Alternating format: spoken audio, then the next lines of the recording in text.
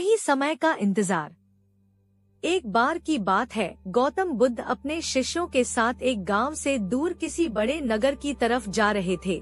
गर्मी के दिन थे और रास्ता भी बहुत लंबा था। गौतम बुद्ध अपने शिष्यों सहित बहुत देर से चल रहे थे, जिस वजह से उन्हें बहुत प्यास लगती है। वहाँ से कुछ ही दूरी पर बरगद के वृक्ष की एक घनी छांव थी। सभी लोग उस वृक्ष के पास पहुँच जाते हैं। महात्मा बुद्ध अपने शिष्यों वृक्ष की घनी छाया के नीचे विश्राम करने लगते हैं। बहुत देर से चलने की वजह से सभी का गला प्यास से सूख रहा था। यह बात बुद्ध जानते थे। बुद्ध ने अपने एक शिष्य को कहा, आप इस बरगद की छाया से 20 कदम दूर जाकर बरगद की 2 बार परिक्रमा करके वापस आओ। शिष्य वैसा ही करता है जैसा बुद्ध ने बताया। परिक्रमा के बाद जब शिष्य महात्मा बुद्ध के पास आया तो बुद्ध बोले कि क्या आपको किसी ठंडी हवा का अनुभव हुआ था? शिष्य बोला, हाँ महात्मा बुद्ध, उस उत्तर दिशा की तरफ से मुझे कुछ ठंडी हवा की अनुभव हुआ था। शिष्य की यह बात सुन महात्मा बुद्ध शिष्य से तुरंत बोले कि उसी दिशा में चले जाओ, जरूर वहाँ से कुछ ही दूर पर एक तालाब अवश्य मिलेगा। उस तालाब से सबके लिए पानी ले आओ। शिष्य उसी दिशा में जब कुछ दूर जाता है तो वहाँ सच में एक तालाब होता है। तालाब देख शिष्य बहुत प्रसन्न होता है और तालाब के निकट जाकर जैसे ही तालाब से पानी भरने वाला होता है, तभी शिष्य की नजर वहाँ दूर तालाब में कपड़े धो रही कुछ स्त्रियों पर जाती है। यह देख शिष्य मन में सोचते हैं कि यह पानी तो गंदा हो गया है।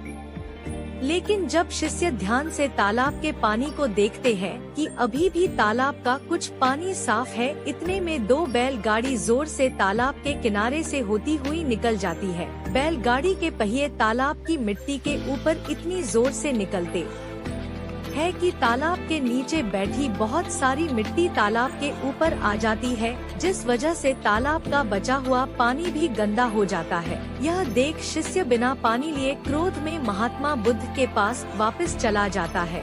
शिष्य बड़े ही निराशा भाव से महात्मा बुद्ध को सब बात बताता है। शिष्य की बातें सुन सभी शिष्य बोलते हैं कि हमें तुरंत यहाँ से निकलना चाहिए, किसी दूसरी जगह पानी की खोज करनी चाहिए, वरना प्यास के मारे जान निकाल जाएगी।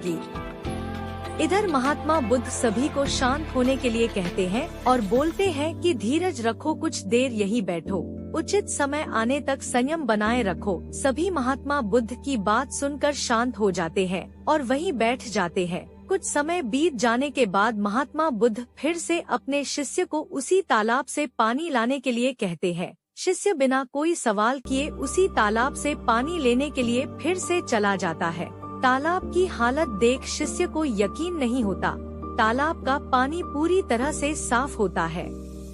यह देख शिष्य बहुत खुश होता है और पानी भरकर महात्मा बुद्ध के पास जाता है। सभी पानी पीकर अपनी प्यास बुझते हैं, लेकिन अभी भी सबके मन में ये एक सवाल था कि आखिर यह चमत्कार हुआ कैसे? तालाब का सब पानी तो गंदा था। उन्हें लगा कि जरूर ये बुद्ध की शक्ति है। इनमें एक शिष्य ने यह सवाल महात्मा बुद्ध से पूछ ही लिया कि यह चमत्कार आपने कैसे किया? शिष्य का जवाब देते हुए महात्मा बुद्ध बोले कि यह कोई चमत्कार नहीं, यह आपके सब्र का फल है। यह फल है आपके सब्र बनाए रखते हुए उचित समय के इंतजार का।